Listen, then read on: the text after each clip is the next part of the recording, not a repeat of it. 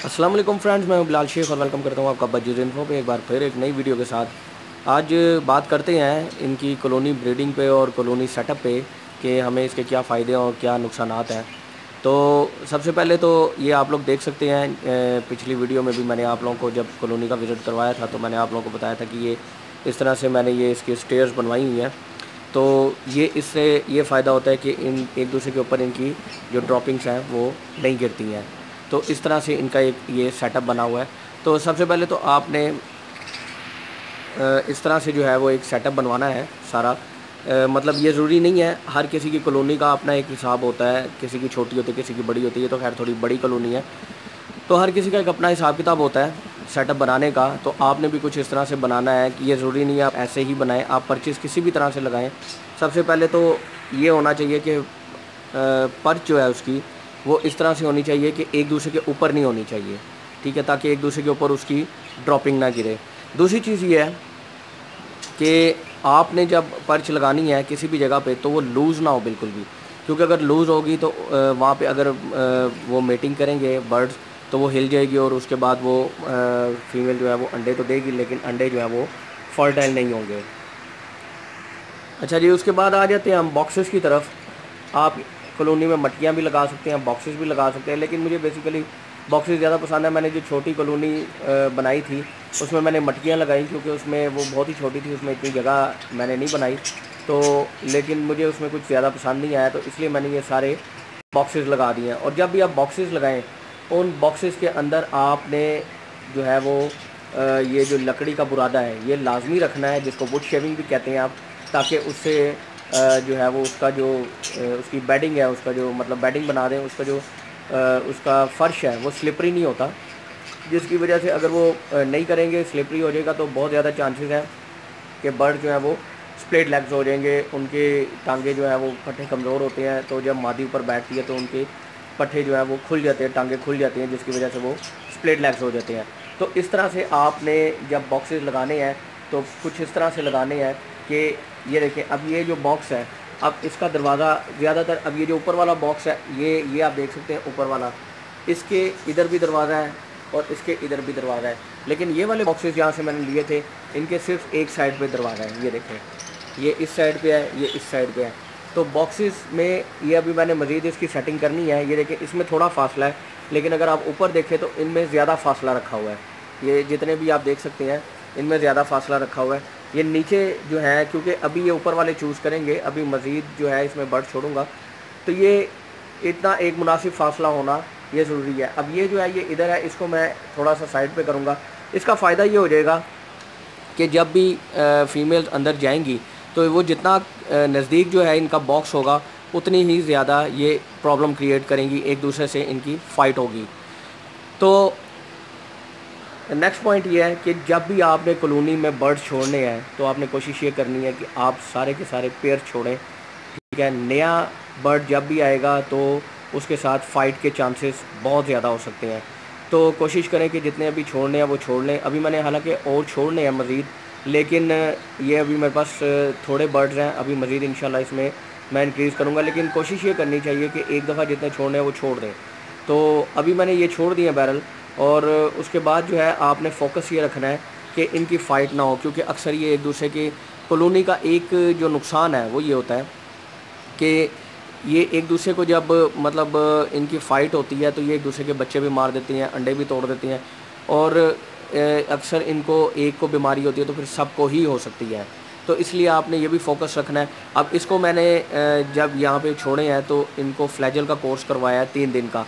तो आपने जब भी कॉलोनी में बर्ड्स छोड़ने हैं या नए बर्ड्स आप लाएंगे तो फ्लैजल का कोर्स लाजमी करवाएं 3 दिन का, और 3 दिन इनको 1 हफ़्ते के बाद एमॉक्सिल सिरप दे दें, ठीक है। ये दोनों सिरप आपने 1 हफ़्ते के दौरानिए से देने हैं ताकि इनके अंदर जो भी प्रॉब्लम है वो ठीक हो जाए। और फ्लैजल देने का फ़ायदा आपको ये होगा कि जिनको मोशन लगे होंगे वो मोशन ठीक हो जाएंगे, और जिनको अभी मतलब लगने वाले होंगे उनको नहीं लगेंगे। तो ये आपको दिखाता हूँ, ये इनकी दाने वाली पॉट है, ये इसका आप साइज़ देख लें। अच्छा, बहुत से नए जो है जो मतलब न्यू कमर्स हैं, जो नया शौक़ रखने वाले हैं, वो क्या करते हैं वो ये पॉट तो रख लेते हैं, मतलब छोटी हो या बड़ी हो। अभी आप देखें, ये अभी इसमें फ्रेश दाना मैंने डाला है, ये आप देख सकते हैं। अगर इसमें फ्रेश दाना नहीं होगा, मतलब ये ऊपर से खाते रहते हैं, क्योंकि इतने बर्ड्स हैं तो ऊपर से जब खाते रहते हैं तो इनके ये देखें, ये देखें, ये छिलके आप देख सकते हैं। अच्छा, ये जिनके पास छोटी पॉट्स भी हैं, छोटी पॉट में ज़्यादा प्रॉब्लम होती है, अक्सर पता नहीं चलता नए बंदे को। तो ये जब ये ऊपर से खाते हैं तो इनके छिलके ये अंदर फेंकते जाते हैं, जिसकी वजह से वो ऊपर सारे छिलके आ जाते हैं और वो इस तरह से वो भूखे रह जाते हैं। हमें ये लगता है कि इसके अंदर जो है वो दाना पड़ा हुआ है, इसके अंदर ये सीड पड़ी हुई है, लेकिन हकीकत में वो सीड नहीं होती है, वो उसकी छिलके होते हैं।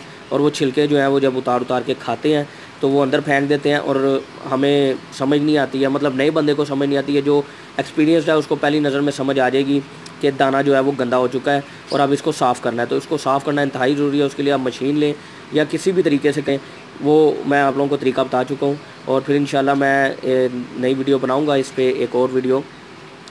तो ये दाना साफ़ करना लाजमी है। अब ये पानी देखें, पानी जो है ये डेली इसका चेंज होता है, फ्रेश पानी होता है। और आजकल क्योंकि गर्मी है तो गर्मी के मौसम में आप बेशक इनको पानी के अंदर बर्फ़ डाल दें या फ्रेश पानी जो है फ्रिज का पानी वो दे दें, आपकी मर्ज़ी है, आप अपनी मर्ज़ी से इनको पानी दे सकते हैं, मतलब ठंडा पानी दे सकते हैं। कोशिश करें कि गर्म पानी ना हो। अब ये जो आप देख रहे हैं ये प्लास्टिक की है, ठीक है जी।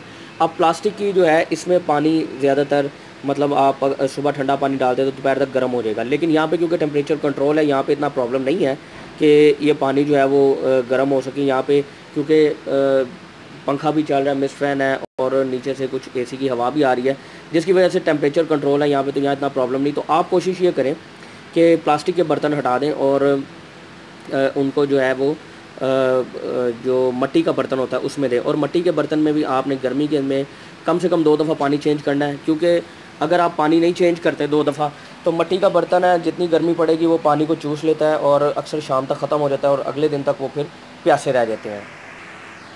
और उसके अलावा अगर आपको कोई भी इसमें ज़्यादातर फ़ीमेल का प्रॉब्लम होता है, फ़ीमेल अगर आपको कोई भी ऐसी नज़र आए जो फ़ाइट कर रही है, दूसरों को तंग कर रही है, कुछ भी आपको ऐसा नज़र आ जाए तो आप फ़ौरी तौर पे उसको पकड़ के दूसरे केज में शिफ्ट कर दें, उसको यहाँ पे ना रहने दें, क्योंकि यहाँ पे वो इन बर्ड्स के लिए ठीक नहीं है, वो प्रॉब्लम क्रिएट करेगी। और अगर किसी को बीमारी लग जाए, आपने लाजमी एक अलग केज रखना है, एक या दो या 3 अलग केजेस रखने हैं ऐसे बर्ड्स के लिए जो बीमार हो जाए। उसको आप हॉस्पिटल केज का नाम दे सकते हैं। उसके अंदर आपने जब भी कोई बर्ड बीमार हो आपने उसको अलग कर देना है सबसे पहले दूसरे बर्ड से, उसको उस केज में डालें, हॉस्पिटल केज में, और वहाँ पे उसका प्रॉपर ट्रीटमेंट करें। और जब आपको लगे कि वो ठीक हो गया फिर आप वापस उसको इस कॉलोनी में छोड़ दें, ठीक है जी। ये तो कुछ ऐसी चीज़ें हैं जिससे हमें नुकसान हो सकता है। फ़ायदा इसका ये ओवरऑल कि आपको ये सस्ती पड़ जाती है, ठीक है जी, सस्ती पड़ जाती है कॉलोनी जो है बहुत ज़्यादा, क्योंकि आपने एक ही केज में सारे बर्ड्स छोड़ देने होते हैं, ठीक है जी। आपकी ये सफाई सुथराई जब आप करते हैं, देखें एक ही दफ़ा यहाँ पे सफाई की और ख़त्म हो गया, दाना पानी एक ही में हो गया सारा, बार बार आपको पॉट्स नहीं चेंज करने पड़ते, दूसरे पॉट्स में नहीं डालना पड़ता, तो ख़र्चा भी कम होता है इसमें और मेहनत भी कम होती है। और सबसे इम्पोर्टेंट चीज़ आपको बताऊँ, फ्लोर के ऊपर, यानी कि ये जैसे अब ये बॉक्सेस लगे हुए हैं, मैं सारी कॉलोनी में नहीं कह रहा, जिनकी बड़ी कॉलोनी और जिनकी छोटी कॉलोनी है मैं दोनों के लिए कह रहा हूँ। बॉक्सेस के बिल्कुल नीचे आपने यहाँ पे आप वुड शेविंग रख दें, सारी वुड शेविंग रख दें, या कोई रेत वगैरह रख दें, या फिर जो ये जो सीड मिक्स आप देख रहे हैं इसमें से जो इस गंद निकलता है, मतलब जो छिलके वगैरह निकलते हैं, वो भी आप ज़ाया ना करें, वो आप यहाँ पे सारा बिछा सकते हैं। अभी मैंने नहीं किया क्योंकि अभी मेरे बर्ड्स अभी रिसेंटली मैंने इनको कॉलोनी में छोड़ा है, तो अभी ये ब्रीड पे नहीं आए, तो इंशाल्लाह 1-1.5 महीने तक ये सारे ब्रीड पे आना शुरू हो जाएंगे। तो जब ये ब्रीड पे आएंगे तो मैं यहाँ पे इसी तरह से कोई ना कोई ऐसी नरम किस्म की बैटिंग करूँगा, चाहे वो वुड शेविंग की हो या किसी भी चीज़ की हो, जिससे उसका फ़ायदा ये होगा कि ये जो बॉक्सेस में से जब बर्ड्स के जो बच्चे हैं वो बड़े हो जाते हैं, अब ये काफ़ी हाइट पे है, ठीक है जी। ये देखें ये काफ़ी हाइट पे है, केज में इतनी हाइट पे नहीं होती। जब आप छोटे केज में रखते हैं, जैसे 1.5x2 या 2x2 का केज है, उसमें रखते हैं, वो इतनी हाइट पे आपका बॉक्स या मटकी नहीं होती। ये अब काफ़ी हाइट पे है, यहाँ से अगर बच्चा नीचे गिरेगा तो वो ज़ख्मी भी हो सकता है और मर भी सकता है। तो इसलिए इसके नीचे सारी तरफ जहाँ जहाँ बॉक्सेज हैं, जैसे कि ये बॉक्सेज हैं, ये बॉक्सेज, इसके नीचे आपने लाजमी वुड शेविंग्स रखनी है, ठीक है जी। तो इस तरह से आपने इसको हैंडल करना है। तो ये कुछ इसके फ़ायदे हैं और कुछ नुकसानात हैं, तो मैंने कहा आप लोगों के साथ मैं ये सारा शेयर करूं। कि ताकि जो लोग भी कॉलोनी बना रहे हैं, जो अपने रूम्स में बना रहे हैं, जिस तरह से ये मैंने रूम के अंदर बनाई है, रूम्स में बना रहे हैं या जो केज है उसके अंदर भी बना रहे हैं, तो आप लोगों को इसके फ़ायदे नुकसान का पता होना चाहिए। सिर्फ फोकस रखें।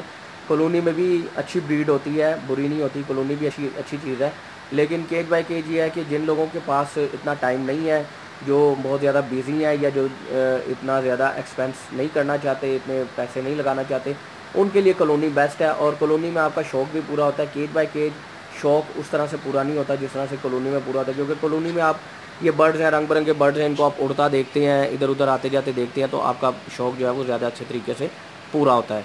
अच्छा, ये तो हो गई कॉलोनी की बात कि कॉलोनी में क्या करना है क्या नहीं करना, ये सारी बात आपको कर दी। और थोड़ा सा आपको और दिखाता हूँ। ये देखिए जी, ये लास्ट टाइम आपको मैंने ये एग्जीबिशन दिखाए थे। अभी भी अगर आप ये देखें, इनकी कॉलोनी में ये बॉक्स ज़्यादा है, अभी और बॉक्स भी लगाने हैं और बर्ड्स कम है अभी, तो इनको भी मैंने कॉलोनी में छोड़ दिया है। और अगर आप गौर करें तो इसमें मैंने 6 जो पेयर्स थे उनका इजाफ़ा किया है, 6 पेयर्स का इजाफ़ा किया है। ठीक है, ये सामने आप ये देख सकते हैं, ये जो येलो वाले ये ऊपर बैठे हैं, इनका मैंने इजाफ़ा किया है इसमें।